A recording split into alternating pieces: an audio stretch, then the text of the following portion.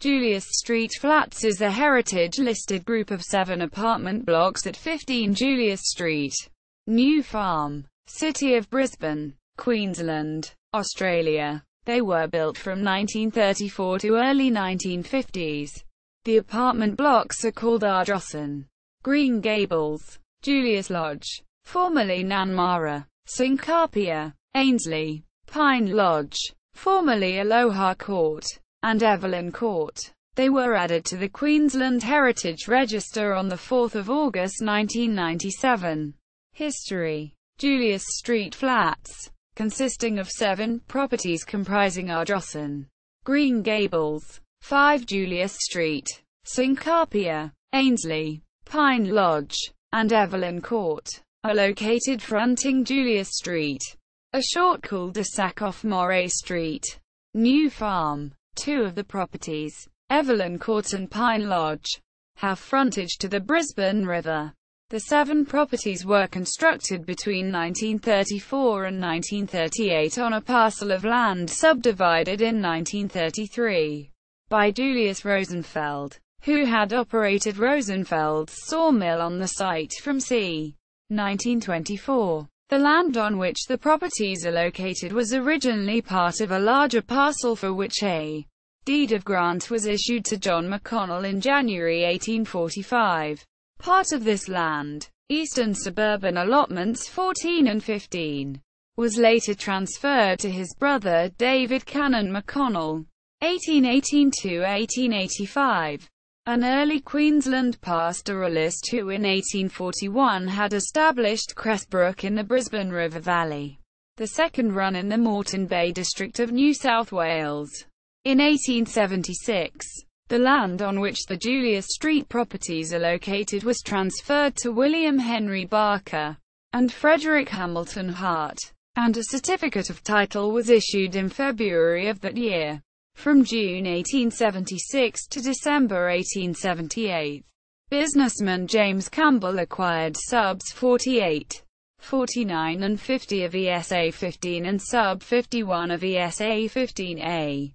The firm of James Campbell and Sons specialized in building materials including lime, cement, plaster and timber, and operated timber mills, plantations, lime works and pottery kilns in a number of locations in southeast Queensland, as well as Campbell's Wharf and Warehouse at Creek Street, Brisbane. The firm also established a thriving shipping trade with a substantial fleet of freight vessels. The area surrounding subs 48 to 51 of ESA 15 and 15A was still largely undeveloped when James Campbell applied to the Brisbane Municipal Council for permission to establish a lime kiln on Bowen Terrace, below Langshaw Street, in 1878. In addition to the kiln, Campbell built a wharf and transported limestone, and later timber, to the site. In 1882 Campbell opened the Langshaw planing mills and joinery works on the property, and later a second lime kiln was constructed. The remains of lime kilns are located near the riverbank below Pine Lodge. In July 1897 the property was transferred to Thomas Hanmer, who retained it until August 1914, when it was transferred to James Green. A plan titled Campbell's Wharf New Farm, thought to date from 1904, shows lime kilns in ruins with an adjoining iron shed, a retaining wall at the high water mark with a short wharf, and the location of remnants of Campbell's sawmill. In January 1924, the property was acquired by Julius Rosenfeld, who resumed timber milling on the site. Julius Rosenfeld operated Rosenfeld and Sons Saw and Planing Mills, a subsidiary of Rosenfeld and Company Limited, which was based in Sydney. A disastrous fire in February 1931 destroyed the mill, and in 1933 Rosenfeld subdivided the land into 7 residential allotments surrounding a short cul-de-sac, and 2 allotments fronting Moray Street. This cul-de-sac was named Julius Street, and was dedicated by the Brisbane City Council in February 1934. The 7 properties fronting Julius Street and 2 fronting Moray Street, were transferred as follows. November 1933. Resub 4 of Sub 52 Edmund Christian Hay Dixon and Ernestine Gertrude Mary Simons Dixon. Site adjacent to Green Gables. February 1934. Resub 6 of Subs 47 and 48 to Fred and Ethel Haville. Ainslie site. February 1934. Resub 5 of Subs 47 and 48 to Geraldine Letitia Walsh. Syncarpia site. March 1934. Resub 2 of Subs 47 and 48 to Mary and Maud Malloy. Ardrossan site. July 1934. Resub 9 of Subs 49 and 50 to Jack Massey Garnett Botfield. 5 Julius Street site. May 1935. Resub 1 of Sub 47. Site adjacent to Ardrossan. Resub 3 of Subs 49 and 50. Green Gables site. Resub 7 of Subs 47 and 48. Pine Lodge site. And Resub 8 of Subs 49 and 50. Evelyn Court site. To Ernest William Maslin. 7 blocks of flats surrounding Julius Street were constructed between 1934 to 1938. This group of 1930s flat buildings is quite rare in Brisbane. This may be due to changes in Brisbane City Council ordinances regulating flat development which effectively precluded this type of development occurring after 1936-37. Development of the flat or apartment building in Brisbane during the interwar period. The purpose-designed flat, apartment building emerged as a new form of residential accommodation in Brisbane during the 1920s. Brisbane, in comparison to Sydney and Melbourne, was slow to adopt this form of flat development. But the practice of converting old houses to flats was well established by at least the 1910s. Brisbane was following an Australia-wide trend of converting larger houses to flats. The incidence of house conversions to flats grew dramatically during the 1920s and 1930s, a period of severe housing shortage in Brisbane. It was not unusual for a single-family dwelling to be converted to a two-family residence, or for a flat to be created underneath a high-set house by filling in between the stumps. Some of these conversions were architect-planned, and had Brisbane City Council approval, but many were not, and provided a constant source of concern for the authorities who feared the creation of slum suburbs. The interwar growth of flats of all types in Brisbane posed a major dilemma for local government and for the construction industry. The severe housing shortage was due mainly to an increasingly buoyant Queensland economy and substantial population growth, as a result of both natural increase and immigration. A rising Brisbane population combined with a substantial fall in the numbers of workers' cottages being constructed, created a severe housing shortage. Also, rising rates, maintenance and related costs forced many owners to convert larger houses in flats and to subdivide large parcels of land. The second form of flat development in the interwar years was the purpose-designed flat or apartment building. Such structures varied considerably in quality and amenity. There were 3 main types: moderate rental blocks, more prestigious and luxury flats or apartments, and the bachelor flat. Sometimes these were combined with professional chambers as shops. The most prominent of the interwar flat building were the substantial, architect-designed blocks aimed at the higher and more long-term rental market. In general, these flats were erected in single blocks, usually 2 or 3 stories. Masonry or a combination of masonry, timber and fibrous cement, and on average comprised 6 to 8 flats. Up-to-date facilities, including built-ins in the kitchen and bathroom, a refrigerator, hot water system, and telephone, were important selling features. By the 1930s, some were providing facilities such as garbage chutes to a basement incinerator and garage accommodation. In the most prestigious blocks, A maid's bedroom was included with each self-contained apartment. Mostly, the blocks presented handsome street facades, predominantly in the fashionable Old English, Spanish Mission and Mediterranean architectural styles favored by architects of much of the more prestigious domestic housing in Brisbane during the interwar period. Flats designed in the modernist, Art Deco and functionalist schools were much rarer. The single-bedroom cum sitting room was the precursor to the bachelor flat. The construction of single-sex bachelor flats was a reflection of contemporary Brisbane attitudes, which considered flats inappropriate places in which to raise a family, and the mixing of single persons of both sexes in flat buildings was viewed as undesirable and conducive to immoral behavior. Flats were largely thought of as catering to a floating population and, along with the lifestyle changes necessitated when living beyond the detached house and garden, were yet to be accepted as permanent homes.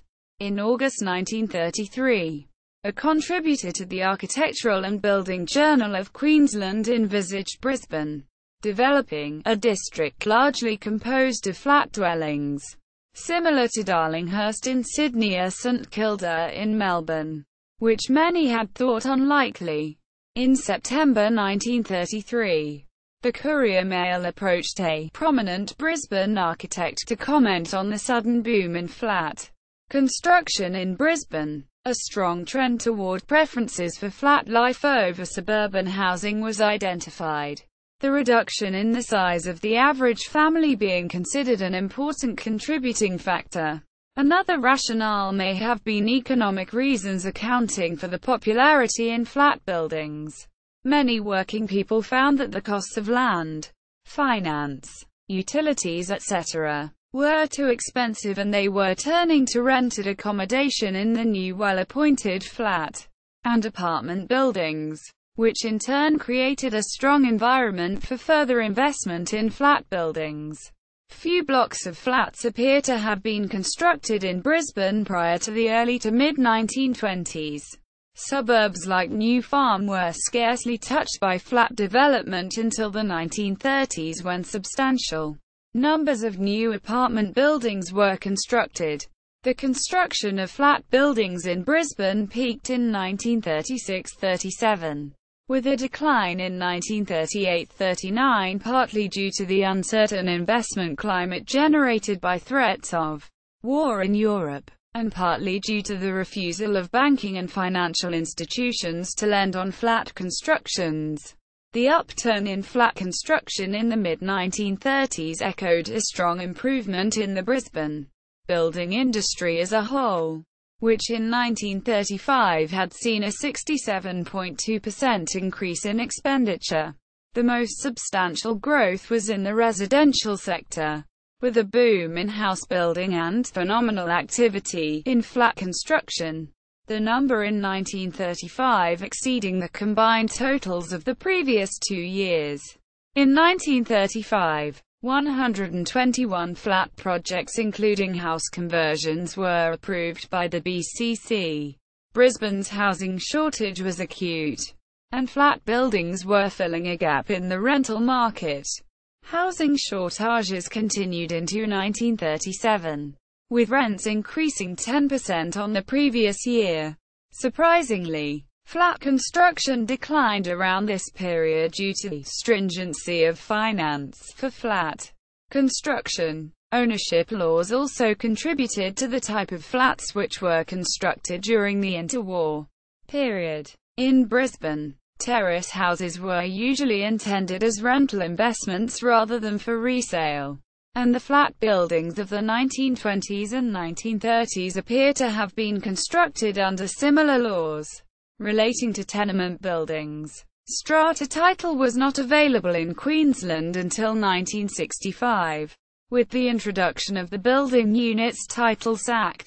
Company title, in which the land and the building are owned by shareholders who have rights to exclusive use of flats within the building, and areas not allocated for exclusive use. Common areas is understood to have been first employed in Brisbane with the construction of tall brick home units. 1958-59. Lease schemes, whereby a developer owns the land and building and leases individual flats to the owners, may have been in operation much earlier. The leases are long-term, e.g., 99 years, and contain covenants to regulate the management of the scheme. Tenancy and common schemes, a form of cooperative ownership in which a group of people own the land and building as tenants in common in agreed shares, may have been employed in Brisbane in the 1930s, when the cooperative housing model based on American systems of cooperative apartment houses first was being promoted in Australia. It would appear, however, that the bulk of the flats erected in Brisbane in the interwar period were rental investments. Investors favoured centrally located positions, close to workplaces, shopping facilities, entertainment and schools, with easy access to public transport. Proximity to a tram line was particularly important, and when the Julius Street Flats were constructed, trams ran up Moray Street past Julius Street.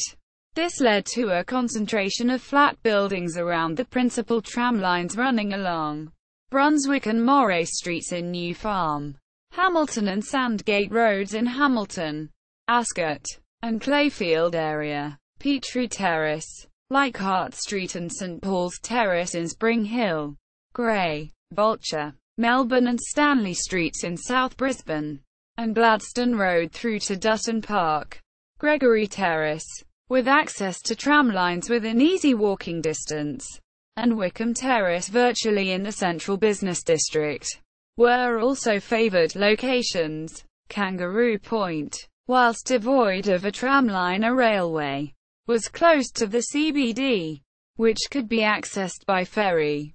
Level sites were popular, and corner blocks were particularly sought after, as they provided each flat with greater access to light and ventilation.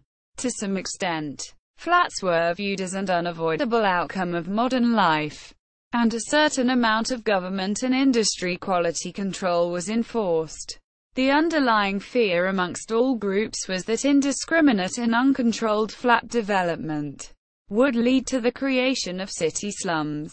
BCC ordinances, adopted in 1926, included controls over flat developments, both new construction and house conversions. These controls regulated the percentage of the site which could be covered by a flat development, boundary and street alignment setbacks, the provision of separate facilities, soundproofing and privacy. Perhaps the most significant of the ordinances that controlled the flat development stated that tenements shall not occupy more than 50% of the allotment of land on which it stands, but when the building is not more than 3 stories in height it may occupy 2/3 of the allotment. As a result, Brisbane's interwar flats rarely exceeded 3 stories. Zoning was a new concept for Brisbane, and one which was being promoted heavily by the Town Planning Association and the Queensland Institute of Architects during the interwar years. A zoning map had been prepared by previous councils, and in 1935 the BCC appointed a town planning committee. In 1936, the BCC prepared amended regulations to further control the development of flats, which included no flats permitted on land with a road of less than 50 links in width, no multiple family building to cover a greater ground area than half the land upon which it is built, multiple family dwellings to be restricted to 2 stories in height, unless constructed of brick, concrete, or other similar fire-resisting material where height may be increased to 3 stories, possibly further in exceptional cases. More regulations controlling house conversions, which were seen as developing slum areas, were introduced by the BCC in 1937. Development of each of the 7 Julius Street flat buildings =Ardrossan =. In March 1934, Resub 2 of subs 47 and 48 was transferred to sisters Mary and Maud Malloy, spinsters, of Bowen Terrace, New Farm, in September 1936. The adjacent allotment, Resub 1 of sub 47, was transferred to Mary and Maud Malloy from Ernest William Maslin. Ardrossan was designed by prominent Brisbane architects Chambers and Ford in 1934. The contractor was Evelyn of Albion, and tender price was £3,500. Chambers and Ford practiced in Brisbane from 1920 to 1951, and were responsible for the design of a number of apartment buildings in Brisbane during the interwar period. The building, a decorative three-storied rendered masonry structure with strong Spanish Mission, Mediterranean architectural styling references, is prominently located on the corner of Julius and Moray Streets. The building retains most of its original fabric and contains 6 flats, each accessed from a central staircase and containing 2 bedrooms, living room, kitchen, bathroom, an enclosed front sleepout, and an enclosed rear veranda. When built, the front sleepouts had roll-down slat blinds. When completed, Miss Mary Malloy resided in apartment No. 4, letting the remainder out. Soon after it was completed, a photograph of Ardrossan was featured in the Queenslander in February 1935 with the caption, "The latest in flats." This block of 6 flats indicates the latest trend in flat building in Brisbane. During the Second World War, the owners, residents of the Julius Street Flats, constructed a dugout air raid shelter in the grounds behind Ardrossan. Mary Malloy died in February 1957, and the property was transferred to Donald James Shaw in November of that year. The property was transferred to the current owner in October 1967.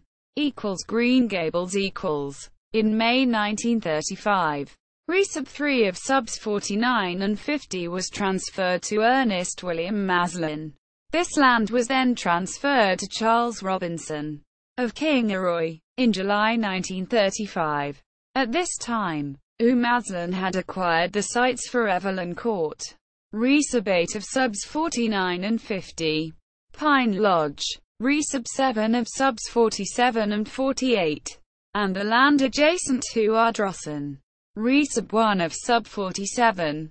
Refer to Evelyn Court history for details concerning Maslin.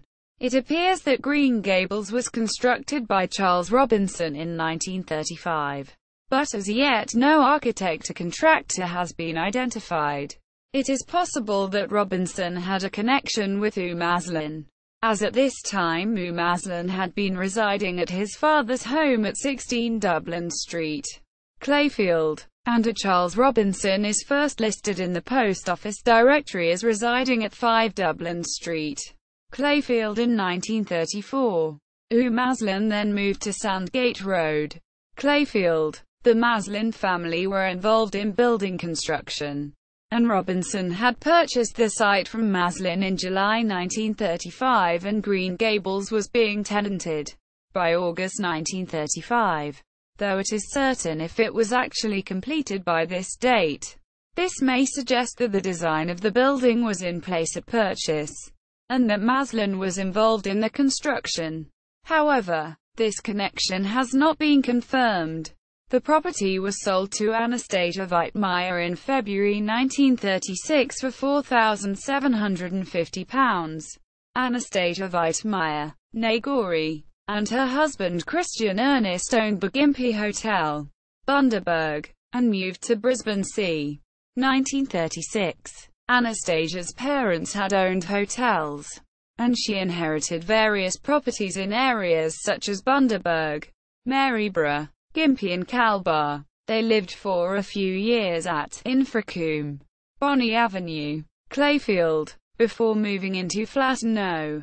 4, Green Gables c. 1940. They had a daughter, Doris, who later inherited the property, and 2 sons who were killed during the Second World War. Christian Ernest Weitmeyer's parents were Danish settlers who had pioneered the Maleny-Montville region. Green Gables, a three-storied structure with a masonry ground level and timber-framed and fibrous cement first and second levels, is prominently located on the corner of Julius Street and Moray Street, opposite Ardrossan. The building has Old English architectural styling references, and at the time of sale, the building was described as containing 6 flats. Each flat contains 2 bedrooms, lounge and sleeping out veranda, smoker's balcony, kitchen and bathroom, and 4 garages. The upper 4 flats were tenanted at £2 per 5 per week, and the ground floor at £2 per. When constructed, the building had a rendered masonry ground floor, with the first and second stories featuring imitation half-timbering, and some ground floor windows had timber shutters. The sleepouts and smokers' balconies had roll-down slat blinds, and a generator to power the refrigerators was located behind the rear stair. The first and second floors were painted pale green, with the ground floor a darker shade of green. Stucco was applied to the exterior of the building c. 1941. It is thought that this was done to make the building appear as if it were constructed of masonry, and this may have been a reaction to the BCC ordinances, introduced soon after the building's construction, concerning fire-resistant construction. The rear stair was also enclosed with timber lattice at this time. The open sleepouts and smokers' balconies were gradually enclosed from the late 1940s to early 1950s. The southwest flats were completed first, with louvered timber panels initially, and later casement windows, and more recently aluminium-framed sliding windows. Anastasia Weitmeyer lived at Green Gables until her death in September 1969, when the property was transferred to her daughter Doris MacDonald, who, with her husband John and family, resided at the property until it was sold to the current owners in 1984. Green Gables was strata titled in September 1992. Green Gables has had several long-term tenants, an example of whom was Douglas Charles Lowry Smith, a statistician, and his wife, who first rented a flat from Charles Robinson in August 1935. Douglas Smith lived there until his death in 1979. 5 Julius Street, Julius Lodge, formerly Nanmara, in July 1934. Resub 9 of subs 49 and 50 was transferred to Jack Massey Garnett Botfield, who transferred the property to Sidney Morey in November of that year. In December 1934, the property was transferred to Beatrice Ellen Nichols, spinster, and Robert Sidney Melloy. In the 1938-39 rates details, R.S. Melloy is recorded as working in the AMP building. Queen Street, Julius Lodge, originally named Nanmara, was built for Mr. R.S. Melloy and Miss B. Nichols, and plans were approved by the BCC in November 1934. The building was described at the time of construction as being two-storied of brick and fibro construction with a tile roof. The building contained 8 flats, 4 flats per floor, and each flat contained 1 bedroom, a living room, kitchen, bathroom and veranda. The contractor was Mr. S. Conwell of Holland Park, and the building was constructed at a cost of £2,420. No architect has been identified. Each flat has a front entrance, with rear access from a central corridor, and reports indicate that the exterior of the building originally had imitation half-timbering. The building has had a second bedroom added to each flat, to each of the 4 corners of the structure. These additions are constructed of masonry, and the verandas have been enclosed. Stucco has been applied to the exterior of the building. In May 1959, the property was transferred to Oswald and Emily Grant. In March 1960, The property was transferred to John Dennis Collins, who may have changed its name from Nanmara to Julius Lodge. Collins retained it until his death in July 1976, when it was transferred to Patrick James Collins and Maxine Hefferman. Julius Lodge was transferred to the current owners in September 1986. Syncarpia. In February 1934, Resub 5 of subs 47 and 48 was transferred to Mrs. Geraldine Letitia Walsh, for whom Syncarpia was built. The building was designed as an apartment house by Brisbane architects Ardrossan and MacDonald in 1934. The contractor was Junior Homes of Mount Tamborine, and the tender price was £1,665. Ardrossan and MacDonald practiced in Brisbane from 1928 to 1940. The building is a two-storied timber-framed structure with imitation half-timbering and stucco infill panels. The name of the building, Syncarpia, is the generic name for turpentine, which is a type of timber used in shipbuilding and in marine environments.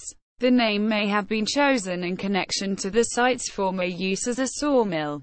When completed, Mrs. G. L. Walsh resided in apartment No. 1, letting the remainder out. The building appears to have contained 7 flats when constructed, with a shared bathroom. A single-storied rear wing was added sometime after 1937. Initially, the building was rented only to males, but later reports suggest that Syncarpia became a boarding house for single females. Syncarpia remained in the ownership of the Walsh family, transferring to Peter Joseph Walsh and Patrick Leonard Vincent Walsh in December 1963, until March 1980 when it was transferred to William Vammond. The property was transferred to Michael Bunder in June 1984, and later the building was converted into 5 flats which were strata-titled in June 1994 and transferred to the current owners. Ainslie. In February 1934, Resub 6 of subs 47 and 48 was transferred to Fred and Ethel Haville. Ainslie was built in 1934-35 by Fred and Ethel Haville, owners and contractors, who resided at Merthyr Road, New Farm. It appears that the property may have been a speculative venture, as it was transferred John Stapleton in August 1935. The Haville family were involved in a number of flat, apartment building developments during that period of the 1930s in Brisbane, and in particular New Farm. Haville had also been involved in the construction of Pine Lodge, and had also submitted a tender for Ardrossan. Ainslie is a 2-storied masonry structure and contains 4 2-bedroom flats, with a kitchen, bathroom, front sleep-out, enclosed, and rear veranda, enclosed. Each apartment has front and rear access, with an entry porch on the southwest side and, similar to a number of the other Julius Street Flat apartment buildings, Ainslie has Old English architectural styling references. John Stapleton died in April 1941, and the property was transferred to trustees until December 1953 when it was transferred to Herbert Antcliffe. In December 1958, the site was amalgamated with the rear allotment, and a masonry residence was later constructed across the allotment boundary. Antcliffe died in July 1964, since which time the property has had several owners. The property was transferred to the current owners in December 1984. Pine Lodge, formerly Aloha Court. In May 1935, Resub 7 of subs 47 and 48 was transferred to Ernest William Maslin. At this time, Maslin also acquired the site for Evelyn Court. Resub 8 of subs 49 and 50, as well as the site for Green Gables. Resub 3 of subs 49 and 50, and the land adjacent to Ardrossan. Resub 1 of sub 47, both of which were sold soon after. Pine Lodge, originally named Aloha Court, was constructed by owner-contractor Ernest William Maslin of Sandgate Road, Clayfield. Maslin's father William Maslin was one of four brothers who pioneered the Atherton tableland in 1880. Thomas, James and John were interested in procuring cedar, and 1881 their youngest brother William located a vast stand at a place he named Cedar Creek, now Ravenshoe. The Maslin brothers were also heavily involved in mining. William Maslin married Isabella Pasley and in March 1883 became the first selector on the Evelyn tableland, not far from Herberton. His house, Orange Grove, still stands, and Ernest William was the eldest of 11 children born at Evelyn. Ernest was born on the 9th of September 1884, and known as Will, was educated at Evelyn and Herbertine State Schools and later gained a diploma in engineering as an external student of the University of Queensland. He became a builder, cabinet maker and contractor, but was best known as the proprietor of a large sawmill in Ravenshoe. He also played a prominent role in the civic affairs of Ravenshoe and the surrounding district. Ernest married Anne White in 1912. And they had no children. Ernest's father William moved his family to Brisbane c. 1918. He built a house at 16 Dublin Street, Clayfield, extant, which he named Evelyn, in memory of his years pioneering on the Atherton and Evelyn tablelands. Ernest Maslin and his wife moved to Brisbane c. 1934 and initially resided at his father's house at 16 Dublin Street, Clayfield. They moved to 842 to 854 New Sandgate Road, Clayfield in 1935, with a George Oxnam at a property later named Ivandale Flats. Ernest and his brother Herbert appear to have purchased land and built speculative houses in Brisbane, and Ernest was involved in sawmills with his brother Percy. Ernest died on 5 June 1968 in Brisbane. Maslin and Julius Rosenfeld had an agreement concerning Maslin's Ravenshoe Mill and the land at Julius Street, New Farm. The details of the agreement are not known, but included the transfer of the Julius Street allotments to Maslin in May 1935, and the Ravenshoe Mill to Rosenfeld in 1934, which, by this time was operating as the Rosenfeld and Sons Saw and Planning Mills. The agreement appears to have included options over other land, which Rosenfeld could exercise, for logging purposes and the use of the subsequent cleared land. Eric Rosenfeld, who operated Rosenfeld's Ravenshoe Mill, was also a Cairns merchant who was involved in exporting timber from other sawmills, such as Pearson Brothers Sawmill, Evelyn Tablelands, to London. Initially, 4 of the 9 allotments were transferred to Maslin, 2 riverfront, 1 corner and 1 fronting Moray Street. It appears that R.V. Brady, builder of Ashgrove, who was also involved in the construction of Evelyn Court, was involved in the construction of Pine Lodge.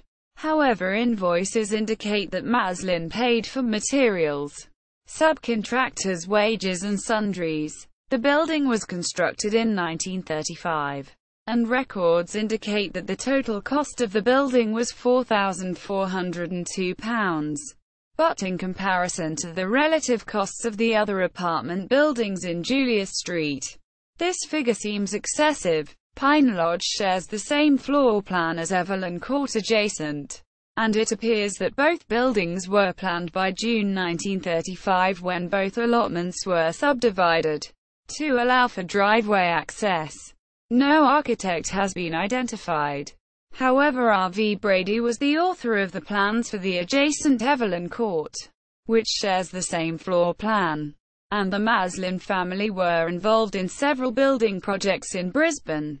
Pine Lodge, Aloha Court, was first registered with the BCC as a flat building in March 1936. Pine Lodge is a 2-storied reinforced concrete structure containing 4 two-bedroom flats with a kitchen, bathroom, living room, dining room and enclosed sleep-out. Each unit is accessed via a central hall and stair, and also a rear entry. The building has projecting window bays, with a similar floor plan and detailing to the adjoining Evelyn Court. The building has Old English architectural styling references, quite different to the adjacent Art Deco styling of Evelyn Court. The building is built near the edge of a steep embankment, cutting above the remains of two lime kilns, Langshaw Marble Lime Works, and overlooking the Brisbane River. In 1941, the property was transferred to Ralph David Sigmund Schurek, who worked for Austral Lighting Co. in Elizabeth Street, Brisbane. Since that time, the property has had a number of changes of ownership, and was transferred to the current owners in July 1989. Evelyn Court In May 1935, Resabate of subs 49 and 50 was transferred to Ernest William Maslin. At this time, Maslin also acquired the site for Pine Lodge, Resub 7 of subs 47 and 48, as well as the site for Green Gables, Resub 3 of subs 49 and 50, and the land adjacent to Ardrossan, Resub 1 of sub 47, both of which were sold soon after. Evelyn Court was constructed by owner-contractor Ernest William Maslin of Sandgate Road, Clayfield. Refer the Pine Lodge history for details. The site plan for Evelyn Court appears to have been determined, along with Pine Lodge, by June 1935 when both allotments were subdivided to allow for driveway access. The building is shown on a BCC sewerage detail plan dated 1937. However, construction was not completed until 1938. The plans for the building are signed by R.V. Brady, builder of Ashgrove, who may also have been a contractor, or worked for Maslin in a supervisory capacity. As in some instances, invoices were addressed to both Maslin and Brady. The building was originally designed with a hipped roof, similar to Pine Lodge, but at some stage of construction the design was altered to accommodate a flat roof. The specification for the building specifies a hipped roof, a flat roof, as detailed in Australian Gypsum Products Pty Limited technical brochures, was constructed. The roof had waterproofing problems, and was resealed several times throughout the 1940s. Since that time, bituminous material has been applied to the roof several times. The exterior treatment of the building was also altered with Art Deco styling emphasizing vertical elements and a step parapet. The building was tenanted in December 1938 at £2 per 15 per week. However, work was being completed in early 1939. BCC files indicate that the building was first registered as a flat building in 1939. Evelyn Court is a three-storied masonry structure containing 6 two-bedroom flats with a kitchen, bathroom, living room, dining room and enclosed sleep-out. Each unit is accessed via a central hall and stair, and a rear entry. The building has projecting window bays, with a similar floor plan and detailing to the adjoining Pine Lodge. The building has Art Deco architectural styling references, quite different to the adjacent Old English styling of Pine Lodge. The building also has a one-bedroom flat underneath, which appears to have been enclosed at a later date. The building has garbage chutes to an incinerator, no longer in use, and a flat roof with stair access from the top foyer. Evelyn Court shares the same name as Ernest's father's house, Evelyn, 16 Dublin Street, Clayfield, and Evelyn, the family property near the Evelyn Tablelands in far north Queensland. In January 1951, Evelyn Court was transferred to Doris Margaret Back, Joan Cosby Back, Victor Mervyn Hausman, and Gloria Elaine Hausman. Since that time, the property has had a number of different owners, and was transferred to the current owners in March 1996. Julius Street. Julius Street was dedicated by the Brisbane City Council in February 1934, and was named after Julius Rosenfeld. Reports indicate that the Julius Street flat buildings originally had well-maintained gardens, which existed well into the 1960s, and remnants of which survive. Julius Street, a short and narrow cul-de-sac, is surrounded by a highly intact group of 1930s flat buildings, and as such is recognized by the local community as having a distinct sense of place. This sense of place is reflected in the diverse social history associated with the place. This perception has also been reinforced by the identification of all of the Julius Street properties in the New Farm and Tenerife Hill Development Control Plan as places of cultural heritage significance, and the recent actions of resident groups. Description: Ardrossan. Ardrossan, a decorative three-storied rendered masonry structure with strong Spanish Mission, Mediterranean architectural styling references, is prominently located on the northern corner of Julius and Moray Streets, opposite Green Gables. The building has a hipped, corrugated fibrous cement roof, and face brickwork to ground floor sill height with stucco above. Most windows are multi-paned casements with face brick sills. The building has a symmetrical elevation facing Julius Street to the southeast, which consists of a central section surmounted by a decorative shaped gable parapet, with projecting enclosed sleepouts to either side. The sleepouts have casement windows above balustrade height, and different overall detailing to each floor. The ground floor has recessed arches to the front and side. The first floor has a rectangular molding to the balustrade section, and the second floor has an infilled lattice pattern to the balustrade section. A recessed, covered entry is located centrally, and consists of paired timber paneled doors and side lights with glass panels to the upper section. The glass panels to the doors have ogee-shaped framing to the outer, upper corners. The entrance has a shaped arch, stylistically similar to the shaped gable to the parapet above, and is accessed via a flight of 3 brick steps. The entrance is surmounted by a rectangular-shaped relief molding, with a central diamond pattern in a cornice base. Above this, a central stairlight extends from the first to second floor, and contains a series of tangential arc moldings along its length, with molded glass panels. A narrow slit, possibly for ventilation, is located centrally in the gable parapet above. A 3-panel casement window is located on each floor either side of the central entrance feature. The northeast elevation to Moray Street has an offset narrow projecting gable, surmounted by a shaped parapet, with a hipped section to the first floor, and a lower hipped section to the ground floor.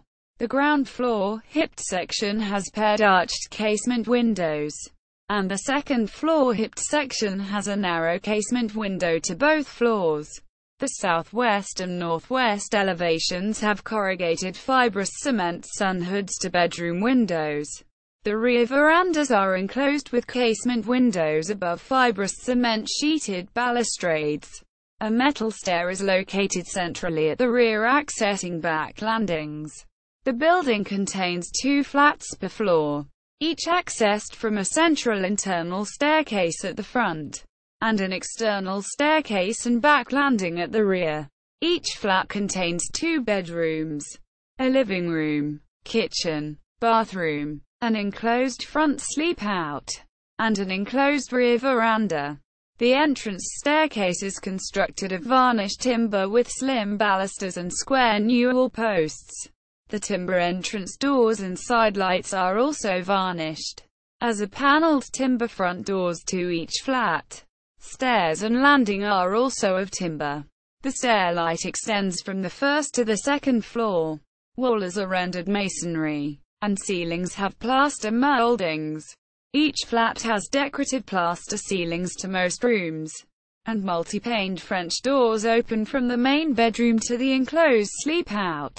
Doors Architraves and skirtings are finished in varnished timber, with plate rails to the living room. Internal walls are plastered, with paint or paper finish, and the kitchen has been refitted. A detached single garage is located on the northern side of the building fronting Moray Street. This structure is constructed of rendered masonry, with a hip corrugated fibrous cement roof and paired timber garage doors. Timber-framed and fibrous cement-sheeted garages are located adjacent to the building on the southwest. A low rendered masonry wall, with squat pillars and face brick cappings, is located along the Moray and Julius Street frontages, with metal gates to the southern driveway. Green Gables. Green Gables, a three-storied structure with a masonry ground level and timber-framed and fibrous cement first and second levels, is prominently located on the southern corner of Julius Street and Moray Street, opposite Ardrossan. The building has a tiled multi-gable roof and Old English architectural styling references, and soon after construction, the building was described as containing 6 flats. Each flat contains 2 bedrooms, lounge and sleeping out veranda, smoker's balcony, kitchen and bathroom, and 4 garages. When constructed, the building had a rendered masonry ground floor on a face brick base. The first and second stories featured imitation half-timbering, and the sleepouts and smokers' balconies had roll-down slat blinds. Stucco has been applied to the exterior of the building covering the imitation half-timbering. The building has a symmetrical elevation facing Julius Street to the northwest. This comprises a central recessed section containing the entrance stair and landings, with projecting wings, stepped-in plan, to both sides. Either side of the entrance section, diamond-paned corner windows step out to a small room with a chamfered outside corner, formerly smoker's balcony, which has been enclosed with aluminium-framed sliding windows. Each wing culminates in a projecting gable section, jettied at the first floor, with central diamond-paned casement windows and cantilevered sunhoods, with timber shutters to the ground level. Both ends of the building have sleepouts enclosed with aluminium sliding windows. The ground floor entrance has a screen wall with paired arched openings and a stepped, tiled parapet, with the name Green Gables in relief. The glass entrance door, with narrow timber mullions, is offset to the right, and 2 small diamond-paned casement windows step up following the line of the stair, with a tall narrow diamond-paned stair light between the first and second floors. Each end of the building has a single diamond-paned casement window on the southern side, with the enclosed sleepouts to the northern side. The ground-level window has an recessed arched header. The rear of the building has a recessed central timber staircase, with projecting timber lattice screening, flanked by gable sections with aluminium-framed sliding windows. A small projecting gable section, jettied at the first floor, with central casement windows and sunhoods, is located at either end. The building contains 2 flats per floor, each accessed from a central internal staircase at the front, and a screened external staircase and back landing at the rear. Each flat contains 2 bedrooms, a living room, kitchen, bathroom, separate toilet, an enclosed sleepout, and an enclosed smoker's balcony. The entrance has a timber open well staircase with winders, and square balusters and newel posts. Ground floor internal walls are rendered masonry, and first and second floor walls are timber framed with recessed fibrous cement panels. Each flat has decorative plaster ceilings to most rooms. Multi-paned French doors open from the main bedroom to the enclosed sleepout, and multi-paned single doors open to the enclosed smoker's balcony. Internal doors, architraves and skirtings are finished in painted timber, and the rear kitchen doors have glass panes to the upper section. Kitchens and bathrooms have been refitted. and timber. Tradesmen's cupboards are located outside the rear door to each flat. 4 timber-framed and fibrous cement-sheeted garages are located adjacent to the building on the southwest. A low brick wall, with squat pillars and a low hedge, is located along the Moray and Julius Street frontages, with a timber gate to the Moray Street entrance on the southern side. The Julius Street frontage has rows of ornamental planting.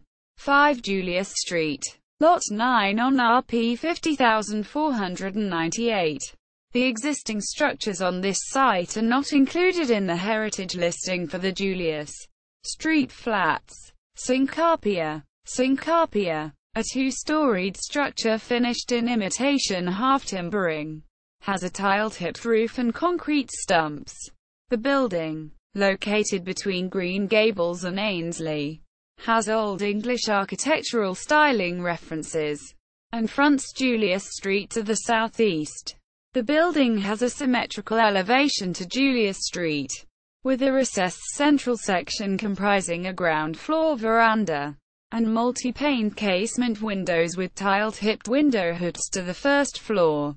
The veranda has a tiled skillet roof, timber floor, central square timber posts, and corner columns composed of chamfered posts with stucco infill panels.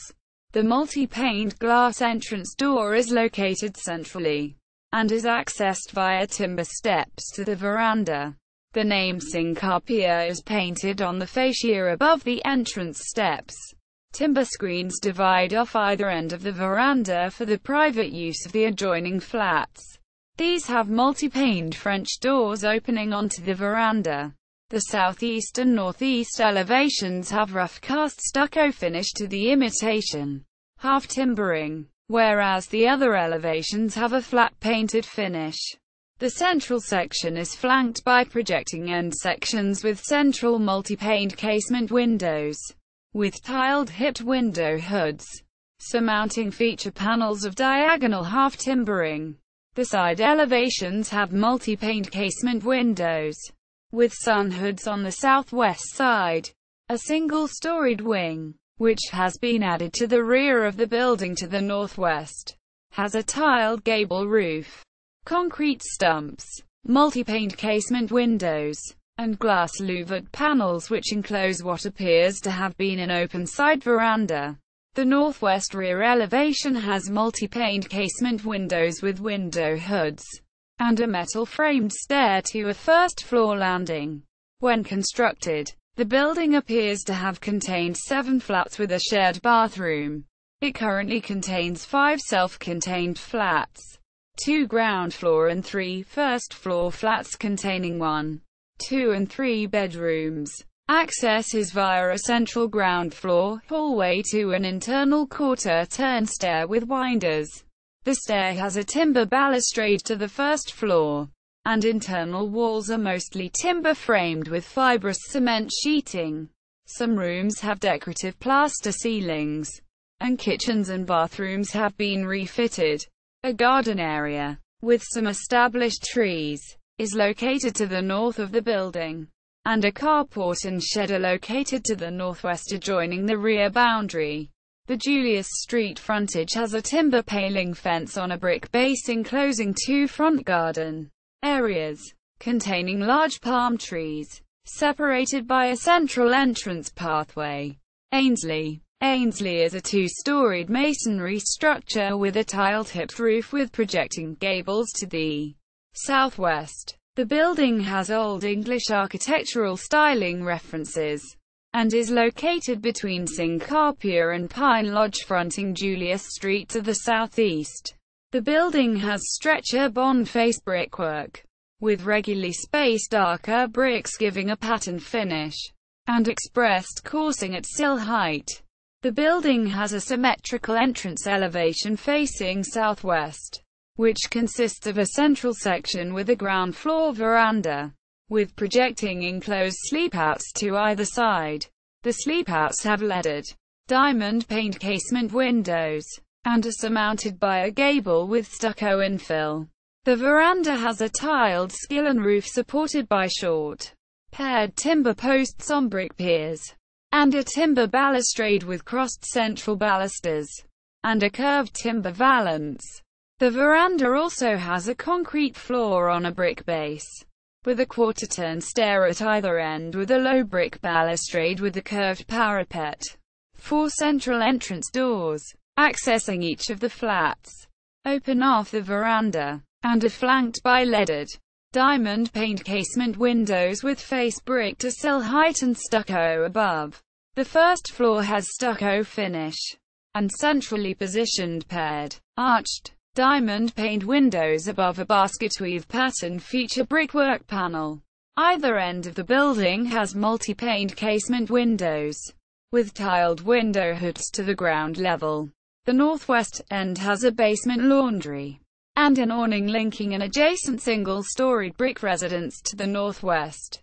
The northeast rear elevation has centrally positioned enclosed verandas to both levels, with stucco finish, casement windows, and window hoods to the ground level. The enclosed verandas are accessed from either end by metal-framed stairs. The building contains 4 two-bedroom flats, each with a living room, kitchen, bathroom, enclosed front sleep-out, and enclosed rear veranda. Each flat has decorative plaster ceilings to most rooms, and French doors open from the bedrooms to the enclosed sleep-out and enclosed veranda doors, some with upper glass panels. Architraves and skirtings are finished in painted timber, with plate rails to the living room. Internal walls are plastered, with paint finish, and the kitchens and bathrooms have non-original fixtures. The southwest paired, arched, diamond-paned windows light the living rooms in the 2 first-floor flats.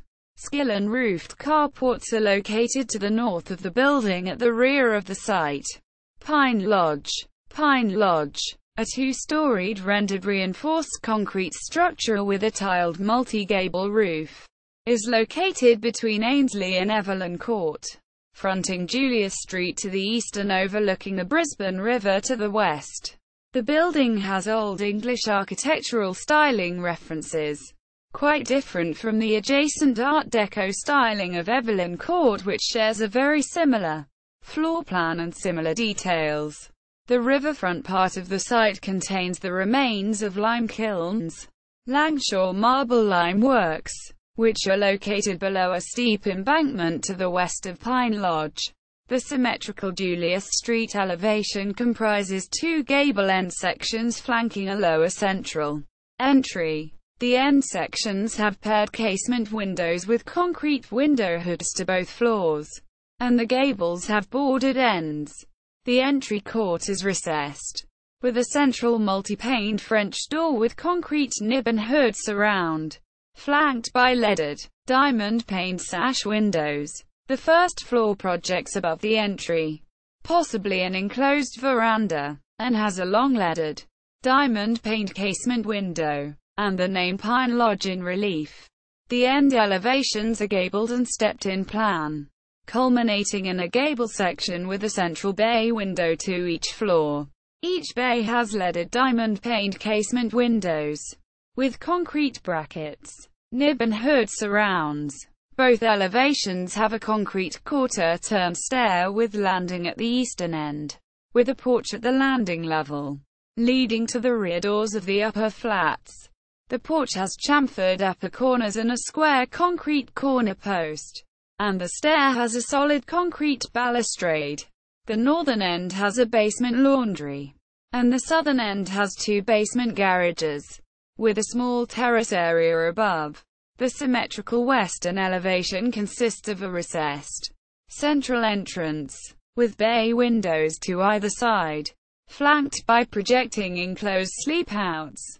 The bay windows have leaded diamond-paned casement windows, some of which have been replaced with aluminium-framed sliding units, concrete brackets, nib and hood surrounds, and are surmounted by gables to the roof. The sleep-outs have leaded diamond-paned casement windows above balustrade height, some of which have also been replaced with sliding aluminium-framed units, with chamfered upper corners and non-original window hoods. The design and detailing of the sleepouts indicate that they may have been enclosed after construction. The central entrance has multi-paned French doors accessed via concrete steps. A concrete path, which is located along the front of the western elevation, is bordered by a fence with concrete piers and a metal railing above a steep embankment. Pine Lodge contains 4 two-bedroom flats, each with a kitchen, bathroom, living room, dining room and enclosed sleep-out. Each flat is accessed via a central hall and stair, and also a rear entry. The central stair is constructed of concrete with terrazzo treads and a concrete balustrade. Each flat has decorative plaster ceilings to most rooms, and multi-paned French doors open from the main bedroom to the enclosed sleep-out. Doors, architraves and skirtings are finished in painted timber, with plate rails to the living and dining rooms. Leaded diamond-paned swing doors separate the living and dining rooms. Internal walls are plastered with paint or paper finish, and the kitchens have been refitted. A single-storied concrete double garage, with a tiled gable roof, is located to the southeast of the building, with its rear wall built on top of the remains of the lime kilns below. The driveway, which is shared with the adjoining Evelyn Court, is located to the south of the building. The Julius Street frontage has a concrete fence with a central metal gate. A garden area is located to the north of the building, with access to stairs which lead down to the riverbank below. A disused single-storied rendered masonry boat shed, with a corrugated fibrous cement gable roof, is located on the riverbank to the west of Pine Lodge. The boat shed has scribed render to imitate ashlar, casement windows and a rear timber door. The site contains established trees and plantings. Evelyn Court. Evelyn Court, a 3-storied rendered masonry structure with a trafficable flat roof, is located between Pine Lodge and Julius Lodge, fronting Julius Street to the northeast and overlooking the Brisbane River to the west. The building has Art Deco architectural styling references, quite different from the adjacent Old English styling of Pine Lodge, which shares a very similar floor plan and similar details. The building was originally designed with a hipped roof, similar to Pine Lodge, but at some stage of construction the design was altered to accommodate a flat roof. The exterior treatment of the building was also altered, with Art Deco styling emphasizing vertical elements and a step parapet. The symmetrical western elevation consists of a recessed central entrance, with bay windows to either side, flanked by projecting enclosed sleepouts. The recessed central entrance, accessed via a quarter-turn concrete stair with landing, has a concrete canopy supported by stylized columns, and a metal balustrade. Each level above has a casement window, and the roof has a large curved parapet, higher than the adjacent parapet. The bays have mostly leaded diamond-paned casement windows, concrete brackets, nib and hood surrounds. The sleepouts have mostly leaded diamond-paned casement windows above balustrade height, continuous concrete window hoods which wrap around onto the side elevation, and a diamond pattern in relief to the corner wall sections. The end elevations are stepped in plan, culminating in a projecting section with a bay window to each floor. Each bay has mostly leaded diamond-paned casement windows, with concrete brackets, nib and hood surrounds. The northern end of the building has the name Evelyn Court in relief on the parapet above the bay section. Both elevations have concrete quarter-turn stairs with landings at the eastern end, with a porch at the landing level, leading to the rear doors of the first and second floor flats. The stairs to the second floor flats have more flights. The porches have chamfered upper corners and square concrete corner posts, and the stairs have metal rail balustrade with a circular pattern. A disused garbage chute is adjacent to each porch. The below-floor area of the southern end of the building has been enclosed to form a small, one-bedroom flat. The symmetrical northeast rear elevation comprises two end sections flanking a recessed central entry. The end sections have paired, mostly leaded diamond-paned casement windows with concrete window hoods to each floor. The entry is recessed, with a central door flanked by diamond-paned casement windows. A doorway from the landing between the first and second floors opens to an external cantilevered concrete stair with a metal balustrade which accesses the roof. Evelyn Court contains 6 two-bedroom flats, each with a kitchen, bathroom, living room, dining room and enclosed sleep-out. Each flat is accessed via a central hall and stair, and also a rear entry. The central stair is constructed of concrete with a metal balustrade, and the hall has a terrazzo floor. Each flat has decorative plaster ceilings to most rooms, and French doors with leaded glass panels open from the main bedroom to the enclosed sleep-out. Joinery is stained painted, and leaded diamond-paned swing doors separate the living and dining rooms in most flats. Internal walls are plastered, kitchens have been refitted, and bathrooms retain original black and white tiling.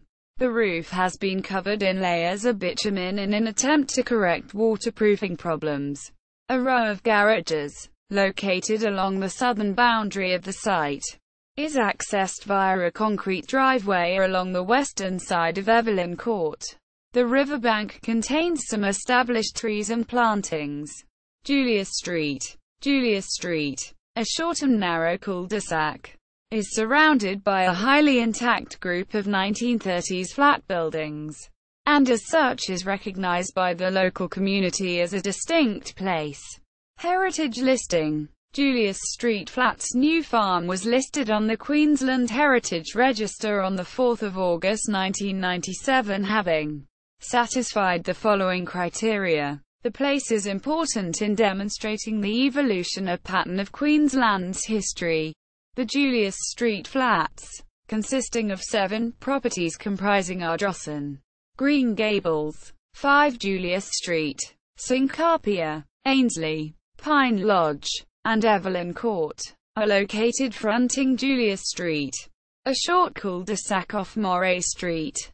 New farm. The 7 properties were constructed between 1934 and 1938 on a parcel of land subdivided in 1933 by Julius Rosenfeld, who had operated Rosenfeld's sawmill on the site from c. 1924. The place is important in demonstrating the pattern of residential development in Brisbane, and in particular New Farm. During the interwar period when substantial numbers of flat, apartment buildings were constructed, the increase in the number of flat, apartment buildings being constructed during this period, particularly the mid-1930s, demonstrates the increase in Brisbane's population and the subsequent high demand for accommodation due to a shortage of housing. It also reflects changing community attitudes to desirable and acceptable forms of housing. The place, together with the associated remnant lime kilns, Langshaw marble lime works, is also important in demonstrating the former semi-industrial usage of the New Farm riverfront. The place demonstrates rare, uncommon or endangered aspects of Queensland's cultural heritage. The place is important as a rare example of a group of highly intact 1930s flat, apartment buildings. This rarity is partly the result of Brisbane City Council ordinances changing in 1936-37, which effectively precluded this type of development occurring after that time. The subdivision and subsequent development of the former Rosenfeld sawmill site occurred over a short period of time, with all of the flat, apartment buildings having been designed, and most built, from c. 1934-35. The place is important in demonstrating the principal characteristics of a particular class of cultural places. The place demonstrates the 3 main types of purpose-designed flat buildings being designed and constructed in Brisbane during the interwar period. These include the bachelor flat, the moderate rental blocks, and the more prestigious architect-designed blocks. The Julius Street Flats also demonstrate the fashionable styles, including Old English, Spanish Mission and Mediterranean, favoured by architects of much of the more prestigious domestic housing in Brisbane during the interwar period. Flats designed in the modernist, Art Deco and functionalist schools were much rarer. The place is also important as it includes Ardrossan, an important example of a flat, apartment building designed by prominent Brisbane architects, Chambers and Ford. The place is important because of its aesthetic significance. Julius Street, a short and narrow cul-de-sac, is surrounded by a highly intact group of 1930s flat buildings, and as such is recognized as having a distinct sense of place. The Julius Street Flats have considerable aesthetic significance as a highly intact group of 1930s flat buildings, designed in a range of fashionable styles favoured by architects of much of the more prestigious domestic housing in Brisbane during the interwar period. The place is important as it contains some examples of particular architectural merit, and through its massing, scale, form, materials and detailing, makes an important contribution to the Moray Street streetscape, and to the urban fabric of New Farm. The place also makes an important aesthetic contribution to the Brisbane River. The place has a strong special association with a particular community or cultural group for social, cultural or spiritual reasons. The place has strong associations with the local community, which is reflected in its diverse social history, and its importance is demonstrated through recent resident action to ensure its conservation. The place has a special association with the life or work of a particular person, group or organisation of importance in Queensland's history.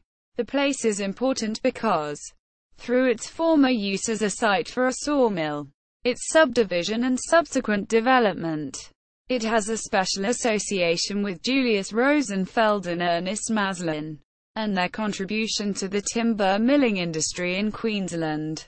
Attribution. This Wikipedia article was originally based on the Queensland Heritage Register, published by the State of Queensland under CC by 3.0 Astronomical Units License. Accessed on 7 July 2014. Archived on 8 October 2014. The geo-coordinates were originally computed from the Queensland Heritage Register boundaries, published by the State of Queensland under CC by 3.0 Astronomical Units License. Accessed on 5 September 2014. Archived on 15 October 2014. Media related to Julius Street Flats at Wikimedia Commons.